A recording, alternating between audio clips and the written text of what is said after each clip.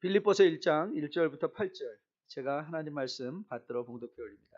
그리스도 예수의 종 바울과 디모데는 그리스도 예수 안에서 빌립보에 사는 모든 성도와 또한 감독들과 집사들에게 편지하노니 하나님 우리 아버지와 주 예수 그리스도로부터 은혜와 평강이 너에게 있을지어다.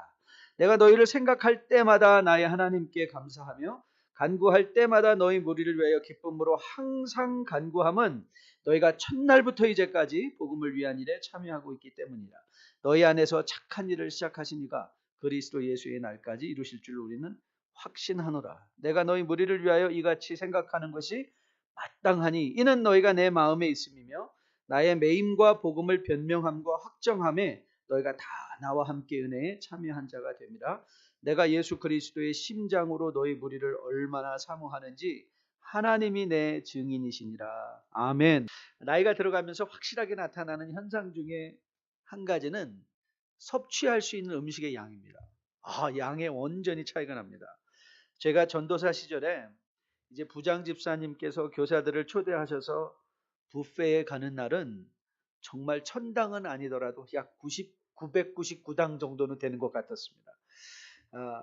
교사들도 전도사도 마음에 들떠서 뭘 먹을까 가서 원하는 음식의 위 용량의 적어도 150%는 먹는 것 같아요. 그러니까 여기까지 채워질 때까지 다 먹고 너무 그렇게 먹을 수 있다는 가능성 하나로도 너무 흥분되던 그런 때가 있었는데요. 이제는 사실 그렇게 먹지 못합니다. 슬프게도 많이 먹지 못합니다. 그런데 많이 먹지는 못해도 나이가 들어갈수록 누리는 호사가 한 가지 있습니다. 그 호사가 뭔가 하면 맛입니다. 맛. 때로는 고달픈 마음 아픈 기쁨 실패 인생의 산전수전을 좀 겪어봐서인지는 모르겠지만 음식을 먹으면서 맛을 느낄 수 있는 영역이 훨씬 넓어진 것 같아요. 커피의 쓴 향기, 이 쓴바귀 나무의 씁쓸함 쌉싸람, 삼합의 콕 쏘는 맛, 청국장의 꾸릿꾸릿한 맛. 이 향기도 정말 즐기며 누릴 수 있게 된 것 같습니다. 그런데 가만히 생각해 보니까 저는 신앙생활이 인생의 성숙과도 크게 다르지 않다는 생각을 해봅니다. 예전에는 산에 올라가서 목이 터져라 부르짖고 나무 뽑고 눈을 부릅뜨고 세상 바꾸겠다고 서서히 시퍼렇게 교회 생활, 캠퍼스 생활 많이 하는 것이 좋은 것이라고 생각했는데 이제는 힘이 붙여서 그렇게 못하겠습니다. 2주 전 금요일에 제가 거의 12시간 안식월을 돌아오고 난 후에 제가 금요일날 오후에 잠깐 들어가서 쉬고 와야 되겠다라고 생각하고 있었는데 지난 금요일은 스트레이트로 제가 한 교회에 12시간을 있어 보니까 도저히 금요 찬양 예배 시간에 찬양을 못 하겠더라고요. 아마 여러분들도 보신 분, 정 목사 어디 아픈가 그러신 분도 계셨을 것 같아요. 그런데 부록 이런 눈을 부릅뜨고 세상을 바꾸려는 그런 마음은 없는 것 같은데, 그런 용량도 없어진 것 같은데 신앙의 연륜이 조금씩 깊어지며 누리는 호사가 한 가지 있습니다. 그게 뭔지 아십니까? 신앙생활의 맛입니다. 신앙생활의 맛. 저는 믿기로 신앙의 연륜이 들어간다는 것은 바로 이 신앙의 맛을 알아가는 것이라 생각합니다. 신앙의 맛을 알아가기 시작하면 이전에 깨닫지 못했던 인생의 진정한 감사가 입에서 흘러날 수 있습니다. 이전에 누리지 못했던 관계의 인격의 자유를 누릴 수도 있습니다. 그리고 하나님과 이전에는 느껴보지 못한 깊은 인격적 교제로 들어갈 수 있습니다. 이게 신앙의 연륜과 함께 누리는 호사입니다. 현대의 비극이 무엇인가? 저는 현대의 비극이 이 믿음의 맛, 신앙생활의 맛을 깨닫지 못했기 때문에 진정한 삶의 감사와 자유 그리고 하나님과의 관계를 누리지 못하는 것 같습니다. 마치 우리들의 자녀들이 어렸을 때 그들이 좋아하던 것은 대부분 건강에 좋지 않았던 것인 것처럼 우리가 믿음의 성숙을 이루지 못하면 우리 인생을 막치는 것들을 더 맛있게 생각하고 우리의 몸이 상하는 것도 모르는 채 늘 폭풍 흡입하기만 원하는 거죠. 폭풍 흡입을 하다가 마치 양동이 안에 개구리.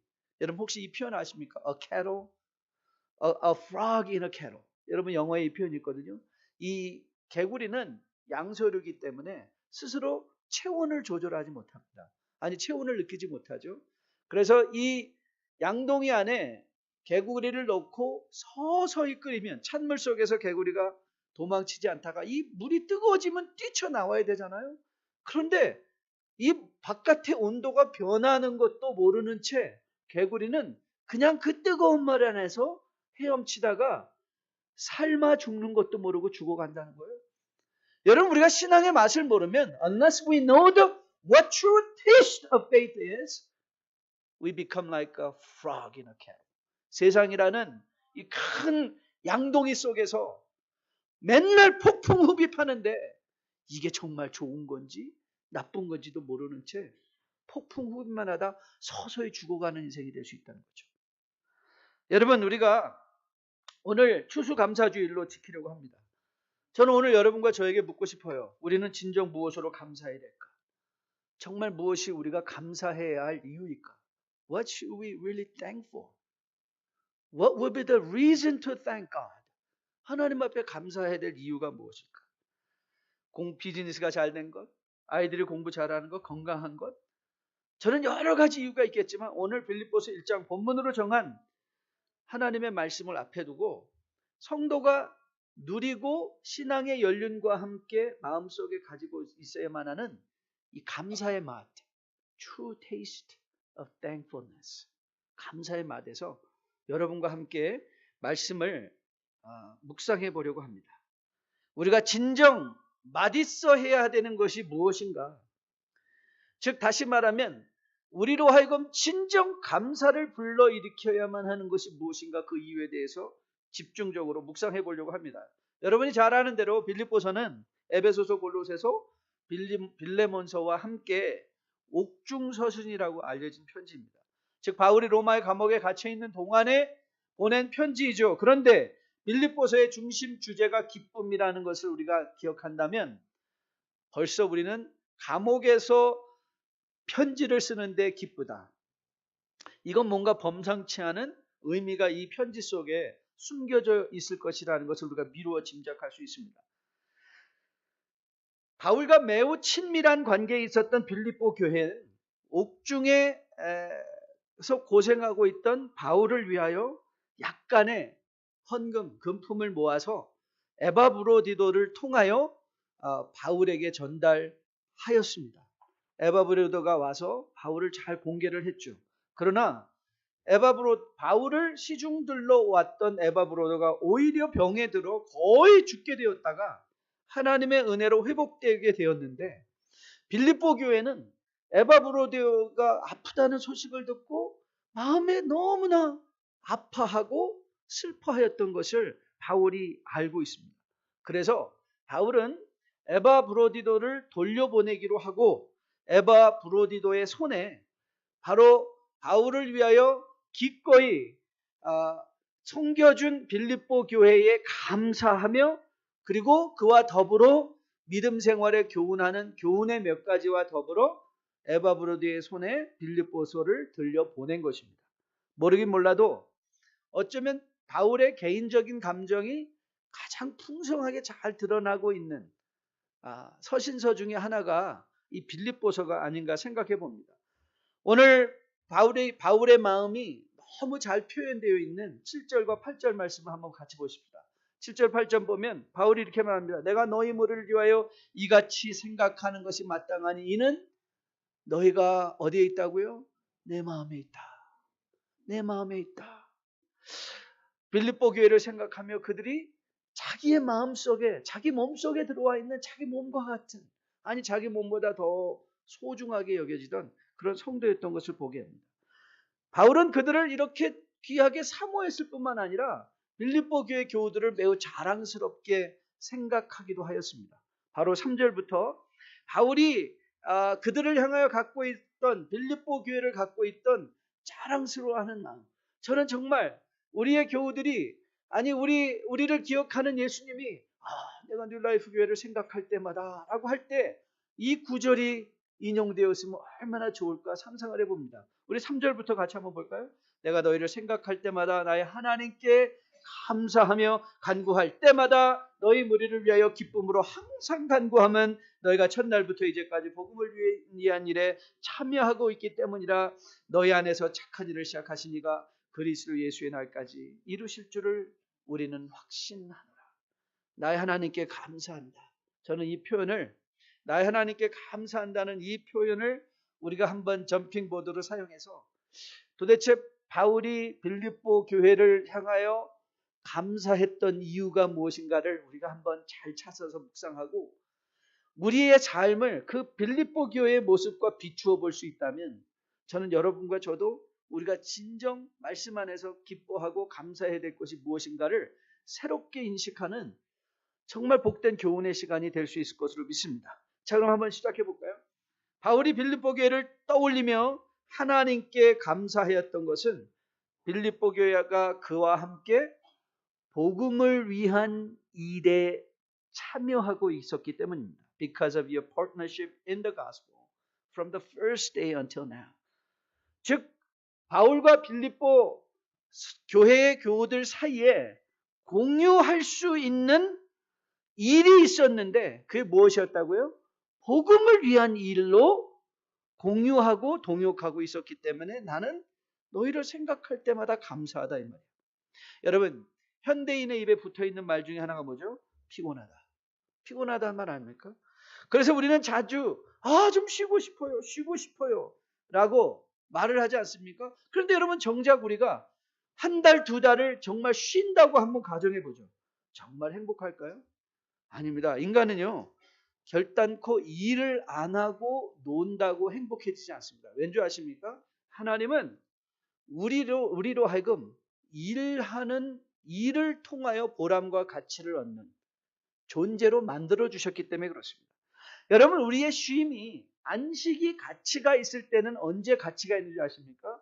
전력 투구하여 주어진 일에 최선을 다한 후에 누리는 그 쉼과 휴식이 가치가 있는 것이지. 아무 일도 안 하고 여러분들이 매일 놀아보십시오. 그게 행복할 것 같습니까? 하나님께서 인간을 창조하시고 그들에게 일을 주셨습니다. 여러분, 이거는요, 여러분이 창세기를 다시 묵상하실 때에 창세기가 어떻게 순서되어져 있는가를 여러분이 잘 살펴보셔야 됩니다. 하나님께서 인간을 창조하신 후에 인간들에게 지상 대사명을 주십니다.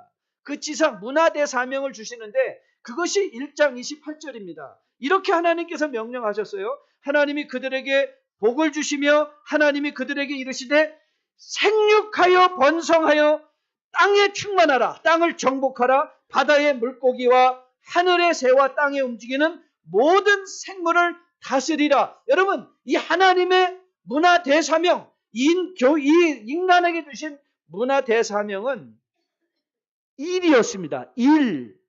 일이에요. 일. 그리고 이 일하는 것, 인간이 어떠한 일로 부르심을 받는다는 것은 그것은 타락 이전에, 죄가 이 세상에 들어오기 이전에 벌써 하나님은 창조의 의미 속에 여러분과 저가 일하는 존재로 부르심을 받은 거예요. 일하는 존재로 부르심을 받았다는 거예요.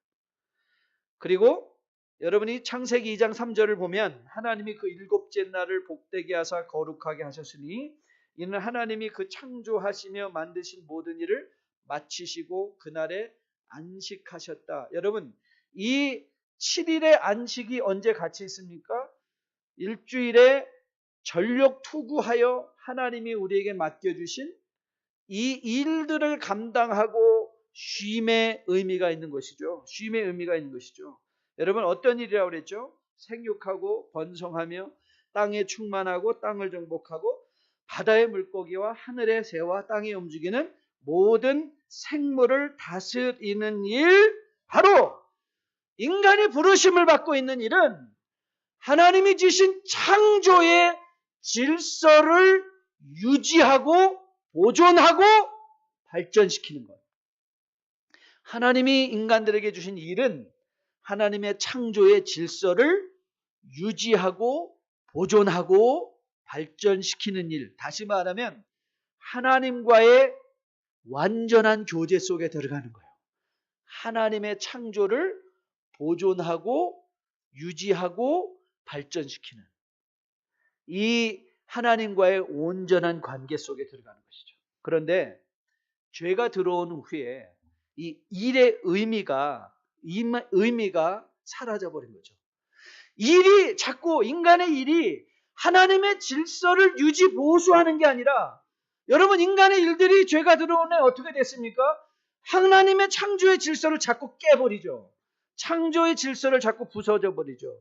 하나님의 영광을 드러내는 것이 아니라 무엇이 그들의 중심에 자리를 잡고 있습니까? 인간의 이익이 자리 잡고 있죠. 인간의 기분을 만족하는 것이 목적이 되어버렸죠. 그래서 인간들은 자꾸 자기 중심의 삶을 살다 보니까 그들의 입에 붙어 늘 전해지는 말이 뭐라고요? 피곤해, 쉬고 싶어.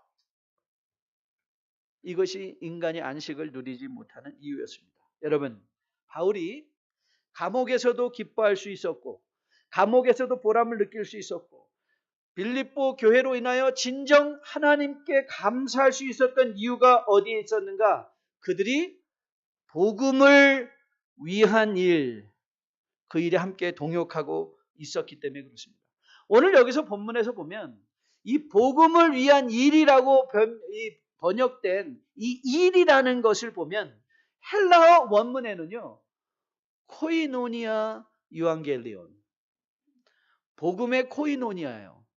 너와 나와 함께 부르심을 받은 건 복음을 위한 교제다 이거예요. 그는 바울에게 있어서는 이것은 교제의 나눔이었지 일이 아니었던 거예요.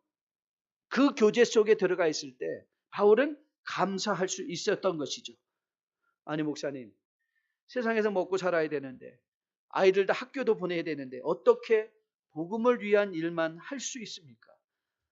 너무 합당한 질문입니다. 그런데 저는 오늘 여러분들의 관심을 다시 한번 상기시켜 드리길 원합니다. 여러분, 복음을 위한 일은 교회의 일 아니면 전문 사역자가 되는 것이 아닙니다. 그건 여러분들이 기대하게 오해하고 있는 것입니다. 복음을 위하여 일한다는 것은 교회를 위하여 일한다는 것이 아닙니다. 복음을 위하여 일한다는 것은 단지 전문인 사역자가 된다는 것으로 국한되는 것은 아닙니다. 아니, 그것보다 훨씬 더 큰 개념이라는 것이죠. 여러분, 바울은요, 장막을 만들던 자인데 그는 장막을 만들어서 큰 부를 축적하려던 사람이 아니라 복음을 위한 일을 계속하고 싶어서 장막을 만들던 사람입니다. 저는 이게 오늘 굉장히 중요한 개념이라고 생각하는데 한번 잘 들어보십시오.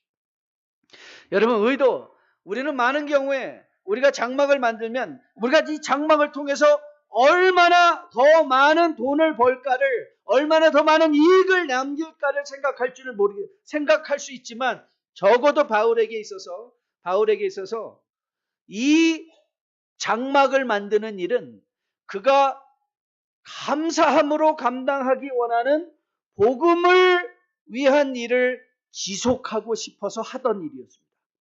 복음을 위해서 하던 일을 지속하고 싶어서. 여러분, 하나님께서 여러분에게 여러분의 오늘의 일터를 주신 이유가 뭔지 아십니까? 여러분에게 그런 전문 지식을 주신 이유가 여러분 무엇이라고 한번 생각해 보신지. 왜 하나님은 나에게 이런 전문 지식을 주셨을까? 왜 하나님은 나에게 이런 일터를 주셨을까? 그리고 여러분들이 정말 던져야 되는, 나는 이 일을 하면서 왜 나는 맨날 피곤한가? 왜 나는 항상 쉬고 싶다는 생각을 하는가? 그 질문에 여러분이 던져야 되는 것은 내가 하고 있는 일이 복음을 위한 일에 어떻게 쓰임받고 있는가를 생각해 보라는 거죠. 내가 하고 있는 일이 복음을 위한 일에 어떻게 쓰임받고 있는가. 저는 제가 요즘 심각하게 고민하고 깊이 생각하고 구체적 계획을 세워가려는 것이 은퇴 후를 어떻게 준비할까입니다. 목사님 아직도 10년이나 넘게 남았는데, 거의 10년 남았는데요. 저는 제가 은퇴를 하는 후에도 복음을 전하는 일을 계속하고 싶습니다. 또 정 목사가 은퇴 안 하려고 벌써 연막 작전을. 그렇게 오해하지 마십시오. 저는 제가 젊어서 가졌던 꿈은 내가 복음을 전하는 일을 계속하고 싶어서 나는 이 커피숍을 했으면 좋겠다. 책방이 있는 커피숍. 그게 제가 목표였습니다. 책방이 있는 커피숍을 해야 되겠다. 그런데 우리 뉴라이프 카페 가보니까 야, 이거 커피 만드는 거 보통 노동이 아니더라고요. 이거 너무 힘들어서. 그리고 책방을 제가 잘 구체적으로 생각해 봤더니 여러분 책방이 왜 어려운지 아십니까? 책방은 그 안에 있는 모든 책들이 재고기 때문에 어렵습니다. 인벤토리, 캐시가 다 묶여져 있는 거예요. 생각해 보니까 이거 내가 어떻게 은퇴해서 저 정도의 캐시를 가지고 재고를 운영할 수, 인벤토리를 운영할 수 있는 사업을 할 수 있나? 그건 아닌 것 같아요. 그래서 목표가 바뀌었습니다. 내가 은퇴해서도 복음을 전하는 일을 계속할 수 있도록 내 삶을 준비해야 되겠다. 그리고 떠올린 것이 두 가지였습니다. 한의사가 돼야 되겠다. 근데 그건 포기했습니다. 저 룰라프에 있는 저희 장로님 한 분이 좀 얼리 리타이어 하시고 지금 한의학 공부를 하시는데 저는 한의학 공부가 7년이나 걸린다는 걸 몰랐습니다. 그건 너무 힘들 것 같고 그래서 제가 이제 공부하려는 것은 이발 기술입니다.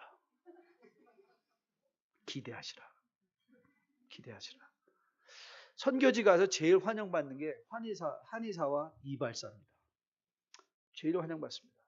가서 그들을 가르칠 수도 있고 생업을 도와줄 수도 있습니다. 그래서 제가 이제 바울이 장막을 만들며 선교지에서 그 기술로 자신의 필요를 공급하며 복음을 전하는 일에 왜 그렇습니까?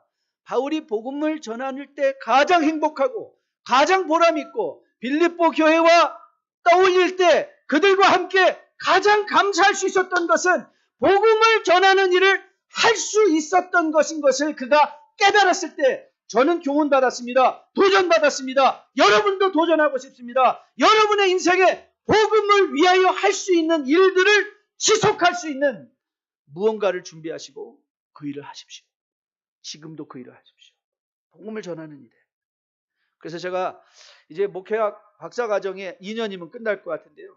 제가 끝나고 이제는 목회학 박사는 끝냈으니까 이발학을 하려고 합니다. 그때 기대해 주시고 제가 좀 시험 삼아 깎아드릴 테니까 오셔서 머리를 맡기셔도 될 것입니다. 저는 이 감사절에 여러분과 저를 위하여 기도하며 축복합니다. 인간은 쉰다고 행복해지는 게 아닙니다. 인간이 가장 행복을 느끼는 건 복음을 위한 일에 동참하고 있을 때입니다. 바울이 장막을 만들었던 것은 복음을 전하는 일을 하고 싶어서 장막을 만들었습니다. 하나님이 여러분에게 사업체를 주신 것은 아마 이렇게 한번 생각해 보시죠. 내 사업체가 어떻게 복음을 전하는 위한 일에. 여러분에게 주신 전문적인 기술이 있다면 이것을 가지고 어떻게 내가 이 땅에 사는 동안 평생에 걸쳐서 복음을 전하는 일에 쓰임받으며 삶을 살 수 있을까? 내가 복음을 전하는 일을 계속 할 수 있기 위하여 내가 할 수 있는 일이 무엇인가? 그 복음을 위한 일에 여러분들이 분명한 목표와 분명한 목적이 세워짐으로 말미암아 저는 여러분들이 평생에 걸쳐서 하나님께 감사하며 주님과 동행하는 주의 귀한 백성들로 살아낼 수 있기를 주님의 이름으로 축복드립니다. 두 번째, 바울이 빌립보 교회를 떠올리며 그가 감사했던 이유는 하나님의 일하심입니다. 하나님의 일하심. 여러분 6절 말씀인데요. 저의 가장 전체 성경에서 제가 제일 좋아하는 성경 구절입니다. 같이 한번 읽어볼까요? 너희 안에서 착한 일을 시작하신 이가 그리스도 예수의 날까지 이루실 줄을 우리는 확신하노라. 여러분 우리의 인생의 시작이 하나님의 계획하심 때문이요. 그리고 그리스도 예수의 날, 곧 우리의 인생에 마치는 날, 이 세상의 끝이 나는 날까지 함께 하시는 분이 누구시라고요? 하나님이십니다. 여러분 목회를 하다 보면 아니 어찌 목회뿐이겠습니까? 여러분도 마찬가지일 것입니다. 세상에서 살다 보면 힘들고 어렵고 실망이 되고 절망이 돼서 모든 것을 포기하고 싶을 때가 있을 것입니다. 여러분 저도 그런 수도 없이 많은 그 사망의 엄침한 골짜기를 지나가면서도 제 마음을 지킬 수 있던 유일한 것 한 가지, 하나님의 지금도 일하십니다. 내 안에서 일하고 계십니까 하나님. 여러분 욥의 고민이 무엇인지 아시죠? 욥의 고민은 그가 잃어버린 재산 때문에 고민하거나 절망하거나 낭망하지 않았습니다. 아니 오히려 그는 그가 잃어버린 재산이나 자녀들에 대해서도 모태에서부터 알몸으로 나왔은즉 알몸으로 그리로 돌아갈지라 주신 이도 여호와시요 거두신 이도 여호와시니 여호와의 이름이 찬송을 받을지어다라고 쿨하게 고백할 수 있었던 사람입니다. 그는 잃어버린 물질로 고민하지 않았습니다. 잃어버린 자식들로도 고민하지 않았습니다. 욥의 절망은 하나님의 침묵이었습니다. 욥의 절망은 하나님의 부재였습니다. The absence of God. 하나님이 어디 계시냐? 그런데 그 욥에게 하나님께서 나타나십니다. 나타나셔서 욥 38장부터 그 욥을 설득해 가시고 그 욥에게 도전하시는 말씀의 첫 마디가 뭔지 아십니까? 내가 땅에 기초를 놓을 때 내가 어디 있었느냐? 내가 까다라 알았거든 말할지라.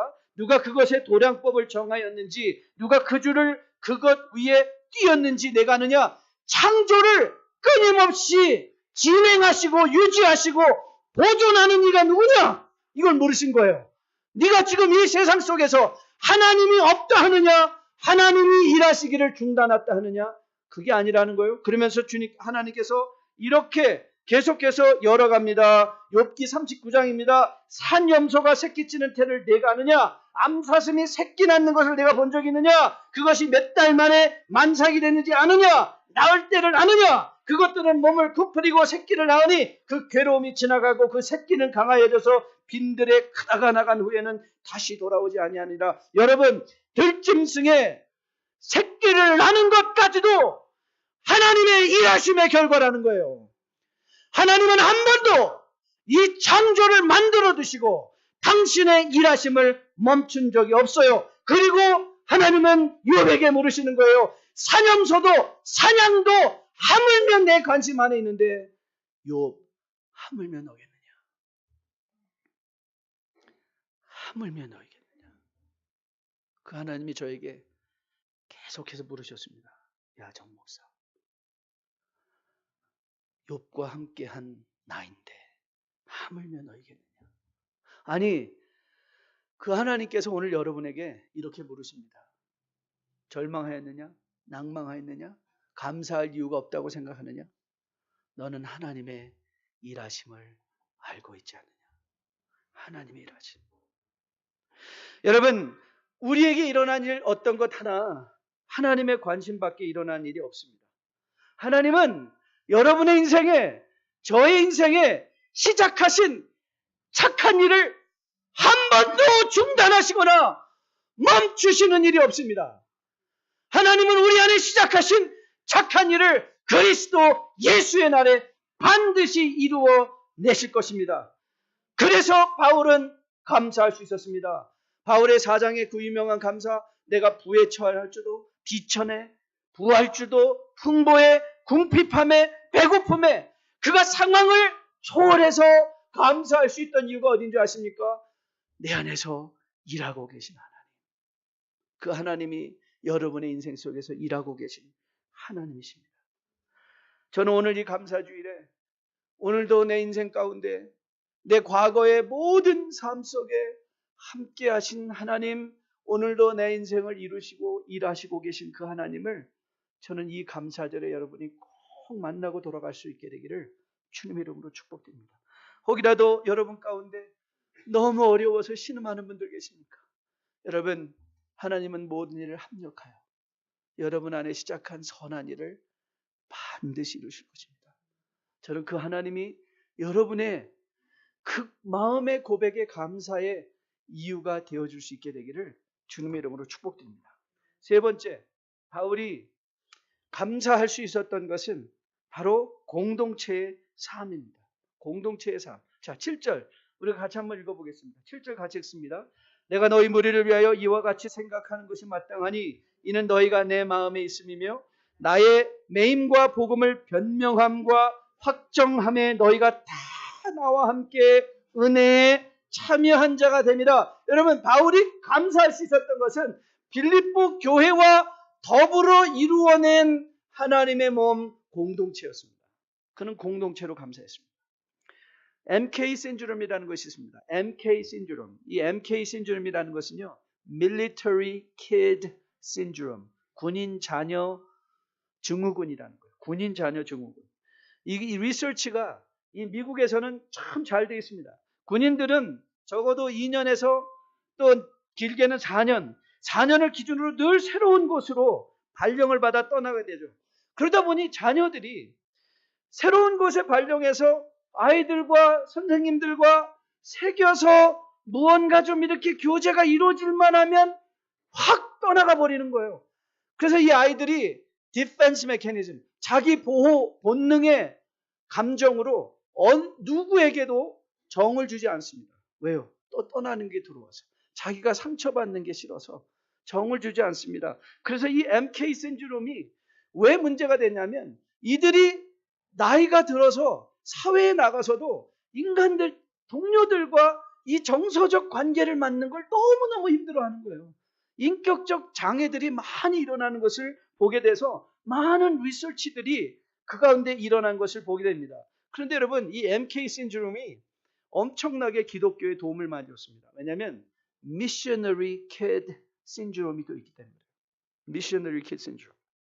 군인 자녀들과 비슷하게 선교사 자녀도 아무런 자기의 의도나 의견의 반영이 없이 누군가가 너는 오늘 독일로 가라, 너는 오늘 일본으로 가라, 너는 오늘 한국으로 가라, 일방적인 것으로, 부모님의 일방적으로 갑자기 자기 친구들과 잘 살고 있다가 갑자기 뭐 C지역으로 A지역으로 갑자기 움직여가면서 이 미셔너리 키드, 선교사 자녀들도 그런 인격적 장애를 갖기 시작하는 거예요. 사람과 관계를 못 맺고 사람과 깊은 인격적 관계 속에 들어가는 것을 두려워하는, 사람을 만나는 걸 두려워하는 것이죠. 그런데 사실 잘 생각해 보면 이런 것은 단지 선교사 가정들의 문제만 아닌 것을 우리가 알게 됩니다. 여러분, 이민교회 특징 중에 하나가 무엇이었습니까? 수많은 분쟁을 통한 분열 아니었습니까? 교회가 분쟁에서 휩싸이게 되면 어제의 친구가 갑자기 말도 하지 말아야 되는 적이 되고, 아이들은, 우리 2세들은 뭣도 모르고 일방적으로 갑자기 자기가 다니던 교회를 떠나서 다른 교회를 가게 되죠. 그들의 의견과는 상관없이 친구와 적이 되어야 되고, 그들의 의견과는 상관없이 교회를 떠나가야 하는, 여러분, 이런 상황을 반복한 많은 2세들은요 교회 안에서 친구를 사귀려 하지 않습니다. 교회를 신뢰하지도 않습니다. 교회에서 친구를 사귀지 않고 교회에서 정을 주지 않으니까 이들이 대학교 가서 교회 안 가는 건 놀랄 일도 아닙니다. 제가 1994년도에 1세 목회를 하려고 하였던 이유는 저는 2세 목회를 1세 목회를 통해서 꼭 하고 싶었습니다. 제가 목회를 시작한 후 아직도 빠지지 않고 늘 기도하는 것이 있습니다. 하나님, 우리 뉴라이프 교회 자녀들은 자신들의 의도와 달리 교회를 떠나는 일이 없도록 교회를 어른들의 분쟁으로부터 꼭 지켜주세요. 교회를 어른들의 분쟁으로부터 지켜주세요. 적어도 우리 자녀들이 교회를 통해 상처받지 않고 떠나지 않는 것이 제가 해야 될 이민 1세 목회의 목적이 아닌가 생각하며 지금까지 오고 있었습니다. 그런데 가만히 보니까 이런 일은 또한 2세에만 국한된 것은 아니었습니다. 이민교회의 반복된 분열과 상처 속에서 목회자도 성도님들도 반복된 서로에 대한 실망감과 상처 속에 서로 정을 주지 않는 것이 사실인 것 같습니다. 아니, 사실인 것 같은 것이 아니라 사실입니다. 언젠가 남가주에서 작년 700명 이상의 대형 목회를 하시던 선배 목사님께서 저에게 이렇게 말씀하신 걸 저는 아직도 생생하게 기억하고 있습니다. 정 목사, 오늘 출석한 성도님이 우리 교회 성도입니다. 오늘 출석한 성도가 우리 교회 성도입니다. 어쩌면 이런 이민교회 현상이 서로에게 상처 주고 받는 것이 무서워서 목회자도 성도에게 정을 주고 싶지 않고 성도들도 목회자에게, 아니 서로에게 정을 주고 싶지 않고, 그래서 우리의 관계가 이상한 관계들이 되어져 있는 것은 아닌가 생각해 봅니다. 그런데 여러분, 우리는 하나님께서 우리를 창조한 본래 하나님의 창조의 목적상 인간의 보람과 행복, 감사는 관계라는 공간 속에서 존재합니다. 관계라는 공간이 없이는 보람도 행복도 기쁨도 재미도 없습니다. 관계가 있을 때 기쁜 거죠. 주일 아침에 교인들 몰래 골프 치러 간 목사가 있었다고 합니다. 너무 골프가 재밌어서 갔는데 천사가 옆에서 하나님께 너무 화를 내요. 하나님, 저기 목사라고 할 수 있습니까? 어떻게 저럴 수 있습니까? 빨리 골프 카트가 고장나게 하든지 아니면 뭐 치는 족족 다 뭐 땅에 뭐 어디 물에 빠지게 하든지 벌을 주셔야 됩니다. 그러자 하나님이 그래 벌을 주자. 그러면서 갑자기 홀인원을 2번이나 한 거예요. 홀인원을 하죠. 아니 두고 봐라 그랬대요. 여러분 이 목사님이 가가지고 병이 났대요. 홀인원 했다고 얘기를 하고 싶은데 얘기를 못하는 거예요. 여러분 홀인원하고 그게 누구한테 말할 때 기쁘죠? 관계가 없이 그게 뭐가 기쁩니까? 아, 공 쳤는데 구멍에 들어갔어. 아니, 관계가 없이 그게 여러분에게 무슨 의미예요? 그게 누군가와 함께 있으니까 그게 좋고 위대해 보이는 것 아닙니까? 하나님이 우리를 지으실 때 우리는 관계적인 존재로 지으신 거예요. 내가 너희 머리를 위하여 이와 같이 생각하는 것이 마땅하니 이는 너희가 내 마음에 있으며 나의 매임과 복음을 변명함과 확증하며 너희가 나와 함께 은혜에 참여한 자가 됩니다. 저는 오늘 주일 설교 말씀을 준비하며 저는 뉴라이프 교회 지도자 여러분들 그리고 성도 여러분들로 인하여 하나님께 정말 감사드리고 싶습니다. 개인적으로 감사하게도 산호세 10년 목회, 콜로라도 목회 13년을 하는 동안 우리의 자녀들은 정말 특별한 경우가 아니고는 서로 헤어지지 않고 함께 유초등부, 중등부, 대학부까지 거치고 사실 이건 이민교회에 그렇게 쉽지 흔한 일은 아니었습니다. 그들 중에는 또 결혼해서 2세 목회 사역을 섬기는 친구들도 있는 세대까지 우리가 오게 되었습니다. 많은 2세 자녀들이 뉴라이프 교회를 모교회로 여기고 기회 있을 때마다 돌아와 함께 섬기는 모습을 보면서도 하나님께 감사드립니다. 이 모든 일들이 서로와 서로를 우리가 마음에 두고자 하며 동역하며 힘들고 어려울 때도 하나님께서 반드시 우리 안에 이 교회 안에 시작하신 선한 일을 그리스도에 마치는 날까지 함께 하실 것이라는 확신을 가졌기 때문에 바로 이런 공동체, 부족하나마 이 공동체를 이루며 여기까지 올 수 있게 된 것으로 믿습니다. 여러분, 인생의 진정한 행복은 복음을 위한 일에 함께 동역하는 친구들입니다. 저는 우리의 자녀들이 그런 친구들을 이 교회를 통해서 만들어낼 수 있기를 기도합니다. 아울러 여러분과 저도 이 교회를 통해서 이런 복음을 위한 일에 동역할 수 있는 귀한 동역자들이 만들어 세워질 수 있게 되기를 소원합니다. 그래서 함께 파트너가 되어서 영어 표현에 thick and thin, thick 할 때도 힘들 때도 thin 어려울 때도 서로를 버리지 않고 의리를 지켜줄 줄 알고 그리스도께서 자신을 배반하던 제자들을 결탄코 내치지 않으시고 그 가슴으로 함께 부여안고 교회 공동체를 이루어간 것 같이 여러분과 저도 이 뉴라이프 교회 공동체를 통해서 주님과 함께 걸어갈 수 있는 여러분과 저 될 수 있기를 주님의 이름으로 축복드립니다. 밤새 안녕하셨습니까? 이런 말이 적절할 정도로 우리의 시대는 정말 한 치 앞을 내다볼 수 없는 정도로 혼란 정국으로 빠져가는 것 같습니다. 미국도 예외는 아닌 것 같고 한국도 예외도 아닌 것 같습니다. 하지만 이런 불확실한 세상 속에서도 우리가 마음을 안전하게 누릴 수 있는 것, 저는 우리 안에 선한 일을 시작하신 그 하나님께서 우리를 내치지 아니하시고 이 공동체를 통하여 하나님의 은혜의 친구들을 붙여주실 것이며 복음의 위한 일에 함께 동참하게 하실 것 때문인 것으로 믿습니다. 우리 안에 착한 일을 시작하시니가 그리스도에 마치는 날까지 함께 하실 것입니다. 오늘 제가 마지막 찬양으로 300장을 정했는데 여러분 좀 이상하셨죠? 아니 감사절에 내 마음이 낙심이 되며 사실은 제가 이 찬양을 한 것은 후렴 때문이었습니다. 그 은혜가 내게 족하다. 그 은혜가 내게 족하다. 여러분 지금 어려우십니까? 힘드십니까? 근데 그거 아시죠? 그 은혜가 족합니다. 그 은혜가 우리한테 지금 족합니다.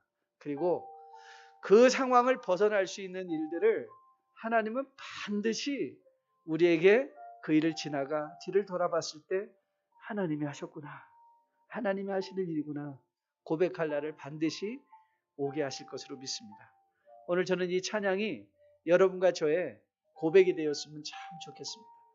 오늘도 우리에게 먼저 찾아오셔서 우리 안에 착한 일을 시작하신 이가 그리스도 예수의 마치는 날까지 넉넉한 은혜로 함께 하실 그 하나님을 기대하며 저는 오늘 여러분의 마음속에 그래 힘든 일도 많아, 그래 절망되는 일도 많아, 그래 포기하고 싶을 때도 많아, 그러나 감사해. 왜냐하면 그 은혜가 내게 족하기 때문이야. 감사해. 이 고백을 드릴 수 있는 여러분과 저 될 수 있기를 주님의 이름으로 축복드립니다. 생명이 또다른 생명나고 주님 볼 수 있다면 나의 삶과 죽음도